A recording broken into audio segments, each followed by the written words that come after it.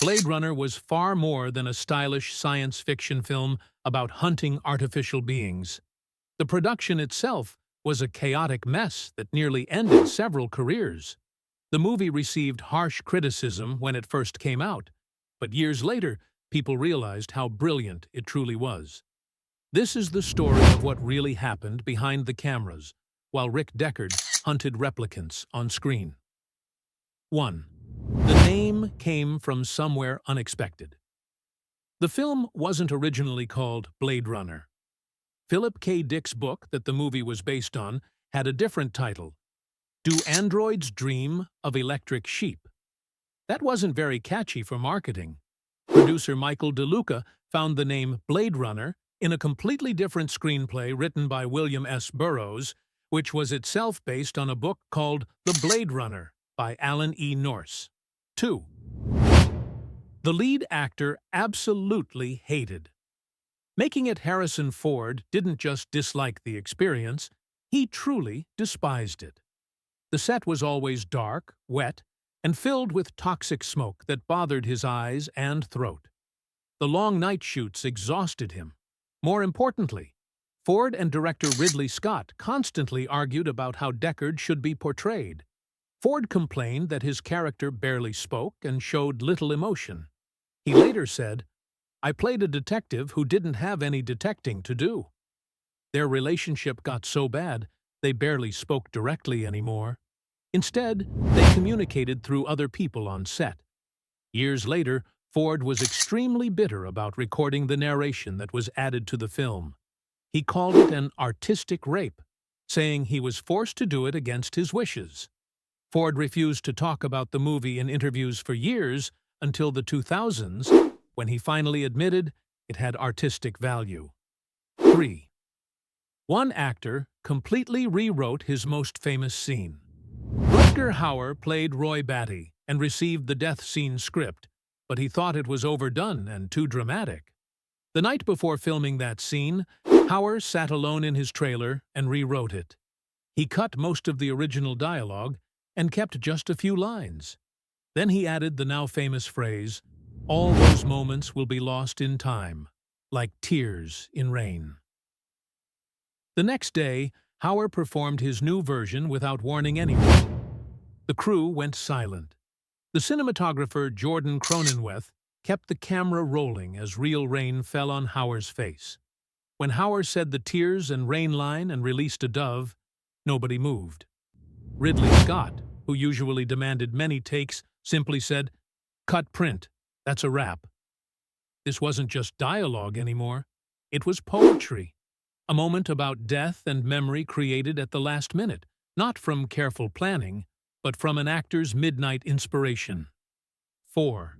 The budget became a complete disaster. The project started as a $13 million production, but it quickly spiraled into financial chaos. Ridley Scott, coming off the success of Alien, wasn't just shooting scenes.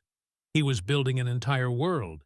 Each street needed countless neon signs, each room needed special technology and equipment.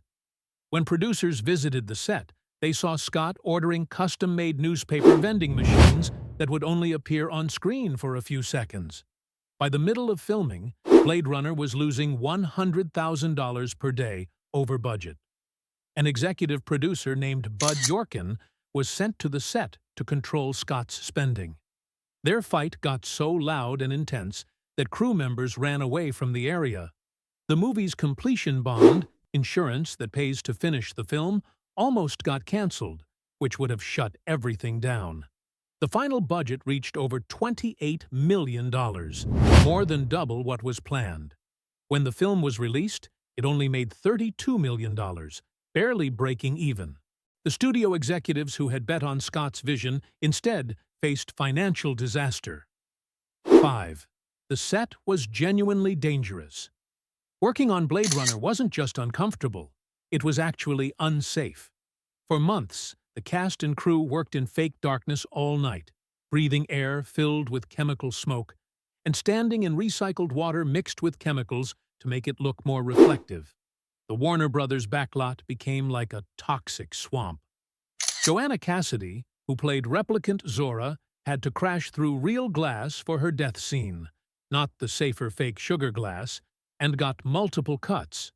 Daryl Hannah's fall during her character Pris's death scene wasn't planned. She actually hurt herself on broken pieces of the set, but kept acting. 2 lighting technicians had to go to the hospital after electrical accidents in the constant wet conditions. One camera assistant got such a bad respiratory infection that he couldn't work anymore. Ridley Scott didn't slow down production. The physical danger was just seen as part of making great art. A crew member later said, "We weren't making a film. We were surviving one." 6. The director deliberately wore down his star actor Ridley Scott. Didn't just clash with Harrison Ford randomly. He deliberately provoked Ford to get a specific performance. Scott wanted Deckard to look emotionally worn out and uncertain about his own humanity. Instead of relying on Ford's acting skills, Scott created real conditions to exhaust him. Scott called for takes late at night when Ford was already tired. He kept the set cold and wet, even during scenes where Ford wasn't doing action. When Ford showed up, Scott would sometimes announce dialogue changes at the last minute, so Ford couldn't prepare. The most deliberate move happened mid-production. Scott had the craft services area remove all chairs except his own, forcing Ford to stand for hours between takes. When Ford found out about this, he confronted Scott, who calmly said, "Deckard wouldn't sit. Why should you?" The method worked. On screen, Ford looks genuinely exhausted, with real tiredness and resentment in his eyes. This wasn't just acting, it was documented psychological pressure.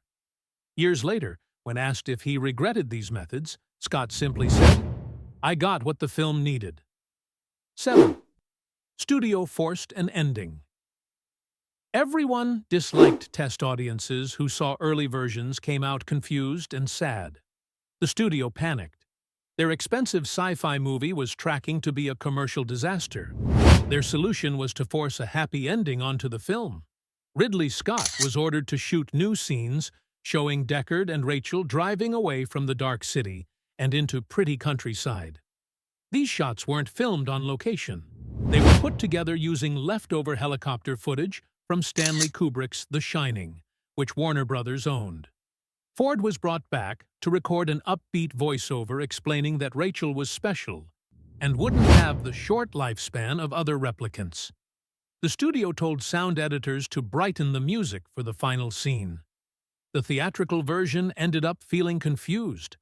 A dark, serious film suddenly turned into a romantic escape fantasy at the end. Scott was heartbroken. Screenwriter Hampton Fancher refused to even attend the premiere.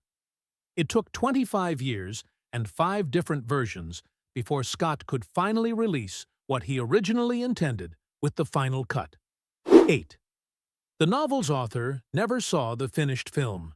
Philip K. Dick's novel, Do Androids Dream of Electric Sheep, provided the basic story for Blade Runner. Dick was skeptical at first, even dismissing the project as probably just a bad copy of Star Wars. When filming started, Dick refused to visit the set. His feelings changed after he saw some special effects footage and read an updated script. In December 1981, Dick was shown effects clips and Scott's designs. His reaction was powerful. "How is this possible? How did you capture my imagination?" He immediately called his agent, excited that the film would change science fiction forever. But bad timing stepped in. On March 2, 1982, just 3 months before Blade Runner's release, Dick suffered a stroke and died at age 53. He never saw the film's poor initial performance, the later critical praise, or how it would eventually become recognized as a masterpiece that made his own writing even more famous. Dick never experienced how deeply his ideas about reality and what makes us human would affect popular culture through Scott's visual storytelling. 9. Special effects. Used old-fashioned techniques. In today's computer graphics world, Blade Runner's effects seem impossible to create without computers. But the sprawling cities, flying cars, and massive video screens weren't made with digital technology. They were physical models, photographed by hand. The famous opening shot of Los Angeles in 2019, with smoking fire towers and endless cityscape, was built as a tiny model measuring 15 feet wide. Effects supervisor Douglas Trumbull's team built it using model kits, old plastic toys, and thousands of fiber optic lights that were individually wired and controlled. Every building was detailed completely, even on sides that would never be seen on camera. The Tyrol pyramids weren't computer-generated. They were brass models photographed through layers of glass. Flying cars were hung on thin wires and moved one frame at a time. When digital technology didn't work for the video billboards, Trumbull projected real footage onto tiny screens and photographed them again. One effects shot usually took weeks of preparation to create just a few seconds of screen time. The 167 effects shots in Blade Runner took nearly a year to complete. What audiences saw wasn't computer trickery, but the best of old-fashioned handmade craftsmanship. A physical future that, strangely, our digital age still struggles to match. 10. An actress trained. With an Olympic athlete, Daryl Hannah, who played Pris, didn't just do a few stunts. She completely changed how she moved for the role of a pleasure model replicant. Hannah spent months training with Olympic gymnast Mitch Gaylord, developing a special physical style that would appear inhuman but still beautiful. The backflips Hannah performs in the film weren't added later or done by a stunt double. That was really Hannah, after weeks of painful training. For her death scene, Hannah insisted on doing the violent convulsions herself. The thrashing was so intense that she fractured her elbow in 8 places during filming.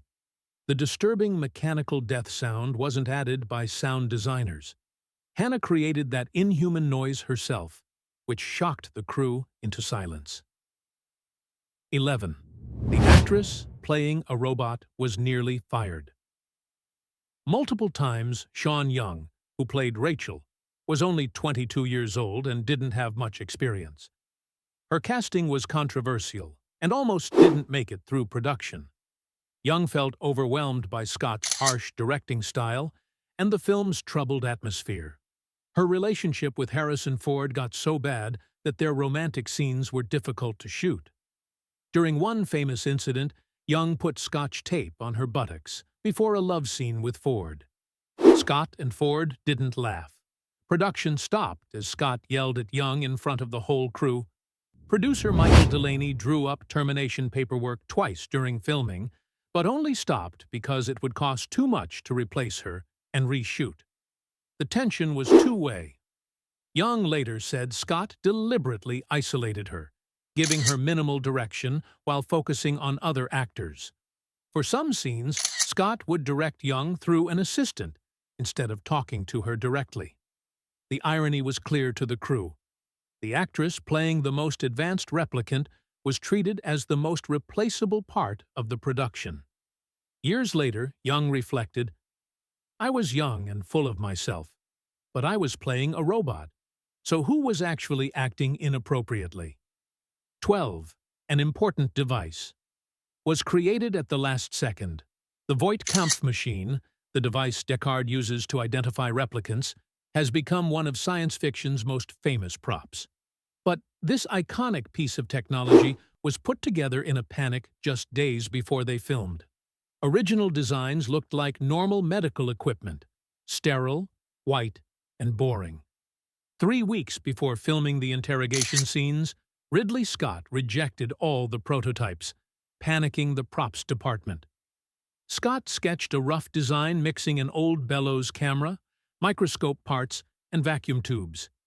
He wanted something that looked old-fashioned but futuristic. Props master Terry Lewis searched medical surplus stores, camera repair shops, and electronics junkyards. The final machine was assembled from over 30 different parts, including pieces from a 1940s oscilloscope, a dental light, and parts of a World War II submarine periscope. The bellows that expand and contract were manually worked by crew members hiding under the table during filming. The machine still wasn't finished when filming began. Between takes, Lewis was still gluing components on while electricians added wiring. This last-minute creation became so iconic that original Voight Kampf props have sold at auction for over $100,000. 13. An actress returned 25 years later to fix her death scene. One of Blade Runner's most obvious mistakes appears during Zora's death scene as the replicant crashes through glass windows. Sharp-eyed viewers notice something wrong. Joanna Cassidy's face suddenly becomes a stunt double wearing a bad wig. For decades, this continuity error stayed in every version, a glaring flaw in an otherwise visually perfect movie. When preparing the final cut in 2007, Ridley Scott wanted to fix it. But instead of using computers to cover the double's face, he made an unusual decision. He called Joanna Cassidy, then 62 years old, back to reshoot parts of her death scene 25 years later. Cassidy wore a replica of her transparent raincoat and had tracking dots placed on her face. Visual effects experts then digitally mapped her facial features onto the stunt performer's body from the original footage. This wasn't just technical perfectionism. It was Scott's way of respecting Cassidy, acknowledging that even a split second of screen time deserved the real actor. The scene that once had one of the film's most obvious errors became a demonstration of modern visual effects used to serve the original artistic vision. 14. The screenwriter was fired, rehired, then fired again. Hampton Fancher wasn't just the first screenwriter on Blade Runner. He started the whole project. After getting the rights to Philip K. Dick's novel, Fancher worked through many drafts, imagining a smaller-budget, character-focused film. When Ridley Scott joined, everything changed. Scott wanted a visually impressive world and demanded big rewrites that Fancher struggled to deliver. Scott brought in David Peoples to rewrite the script without telling Fancher, who only found out when Peoples's version arrived at his house. Fancher was heartbroken and quit. But when filming started, Scott thought Peoples's dialogue was too technical. He called Fancher back to restore the noir atmosphere of his original work. For weeks, the two writers worked separately, Peoples creating action scenes while Fancher rewrote dialogue without talking to each other. When Scott needed faster changes, Fancher was fired for good. The credits show screenplay by Hampton Fancher and David Peoples. The real story involved hurt feelings, rewrites in the middle of the night, and scripts literally cut up and taped back together with pieces from different versions. The screenplay, like Deckard's Identity, became a patchwork of competing visions. 15. An actor invented his character's entire language. Edward James Olmos, who played Gaff, didn't just perform the character as written, he completely reinvented him. Originally, Gaff was written as a regular cop with normal dialogue, but Olmos refused to play it that way. Instead, he proposed that Gaff would speak a street language created from the multicultural future. Without telling the production, Olmos created City Speak, a mixture of Hungarian, German, Japanese, Spanish, and French. He spent weeks with language coaches developing not just words, but an entire grammar system. When Olmos arrived on set and spoke his first lines in this made-up language, Scott was furious about the unauthorized changes. Olmos offered to quit instead of backing down. After a tense standoff, Scott recognized the brilliance of the idea and allowed it, but demanded translations of everything Gaff would say. The origami figures Gaff leaves throughout the film, another Olmos creation, weren't random. The chicken represented Deckard's cowardice. The man with an erection represented his sexual desire for Rachel. The unicorn became the most debated symbol in science fiction cinema. Olmos received no writing credit, but his creative rebellion gave Blade Runner one of its most distinctive elements and deepened the film's multicultural dystopian feel. 16. The director secretly changed the film's meaning. The question of whether Deckard is human or replicant has been debated for decades. What fans don't know is that Ridley Scott deliberately planted the unicorn dream sequence as key evidence that Deckard might be a replicant, without telling Harrison Ford. Ford played Deckard believing he was human. Scott directed him as if he were human, but privately, Scott had decided Deckard was a replicant. During production, he filmed the brief unicorn dream sequence without explaining what it meant to Ford. He inserted it almost invisibly into the theatrical version. The sequence became more important in later versions, especially when paired with Gaff's origami unicorn at the end, suggesting Deckard has implanted memories. When Ford realized Scott's plan years later, he was angry. "That was never in the script," Ford complained. "I played Deckard as a human being." Scott didn't apologize. He stated in 2007, "Deckard is a replicant."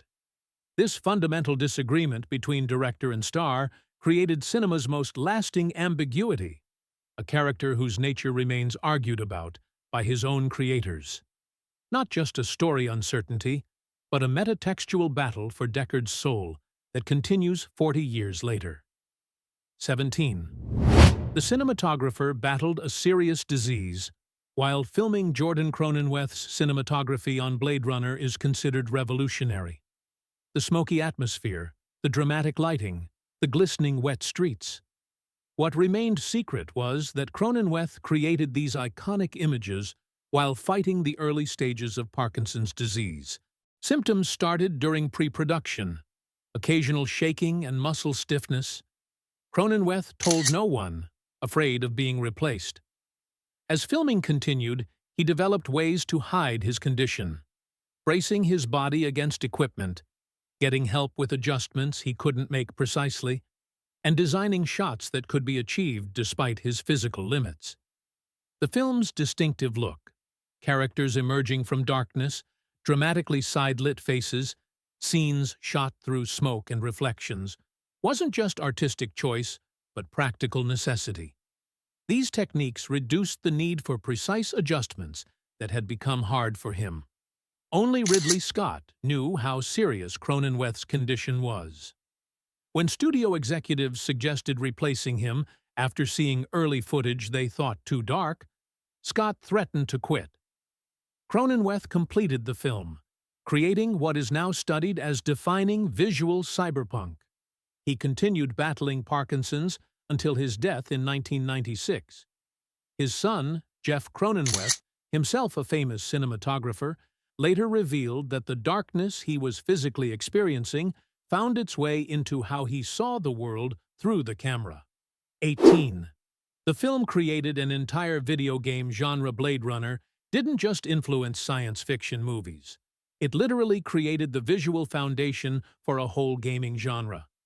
The term cyberpunk existed in literature before the film, but Blade Runner's visual language, old technology mixed with new, big corporations controlling cities, neon lights, urban decay, gave game developers a template they would follow for decades. When developers of the groundbreaking 1988 role-playing game Shadowrun pitched their concept, they showed Blade Runner images with the phrase, "like this, but interactive." The creators of Neuromancer and Syndicate built their worlds directly from Scott's visual blueprint. The most direct acknowledgement came in 1997 with Westwood Studios' Blade Runner adventure game. Not an adaptation of the film, but a parallel story in the same universe.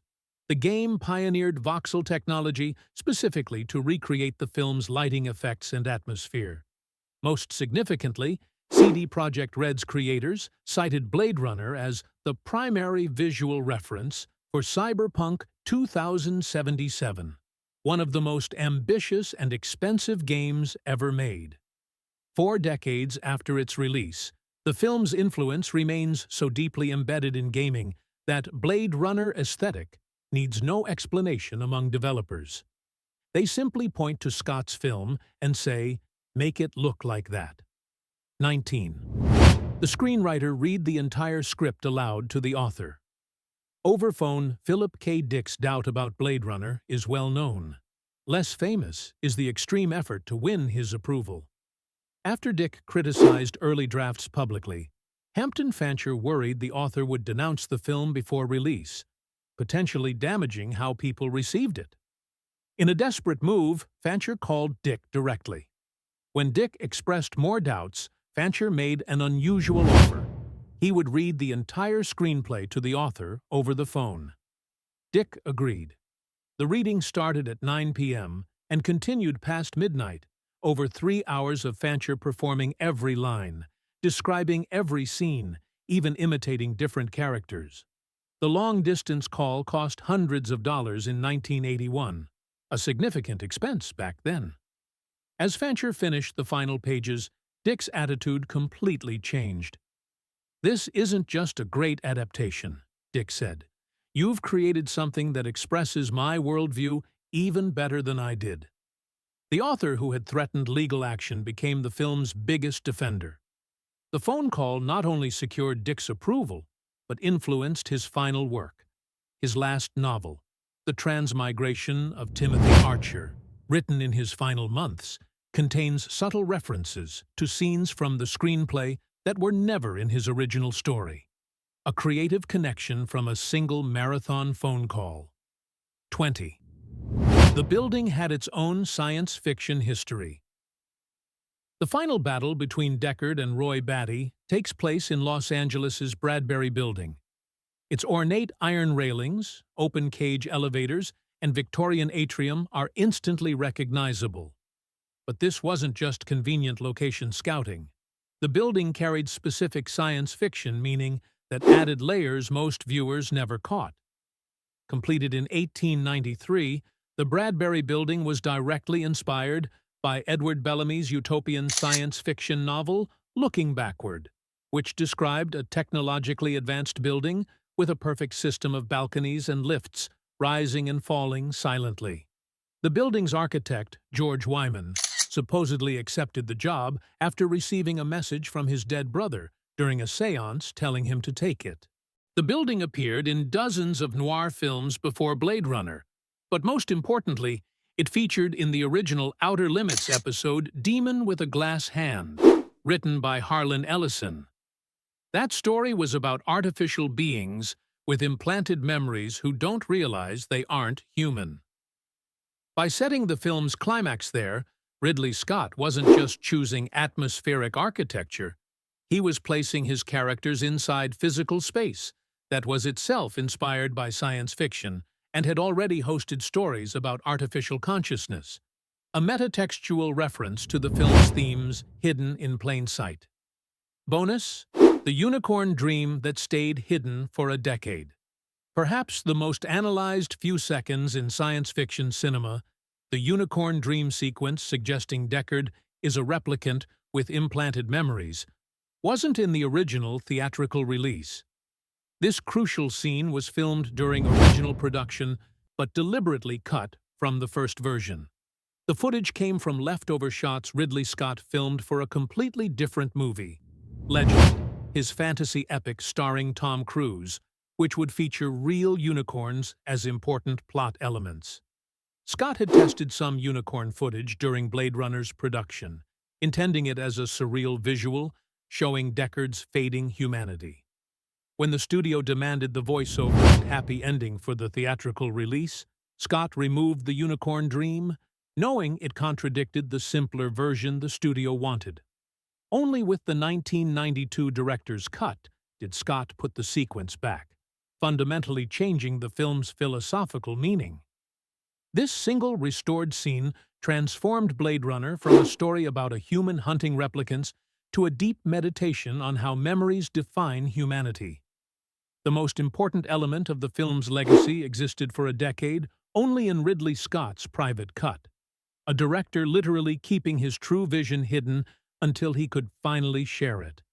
Blade Runner wasn't ahead of its time. It actually created our vision of the future. What started as a commercial disaster and production nightmare that emotionally damaged its cast and crew has become the defining visual template for how we imagine technology's effect on humanity. The film's troubled production, the fighting, compromises, and last-minute creative choices mirror its central themes. Just as replicants struggle to define who they are through fragmented memories, Blade Runner itself evolved through multiple versions, each revealing different parts of its creator's visions. Perhaps that's why it lasted. Like Rutger Hauer's improvised monologue, the truth behind Blade Runner reminds us that sometimes our greatest creations come from chaos, conflict, and human imperfection.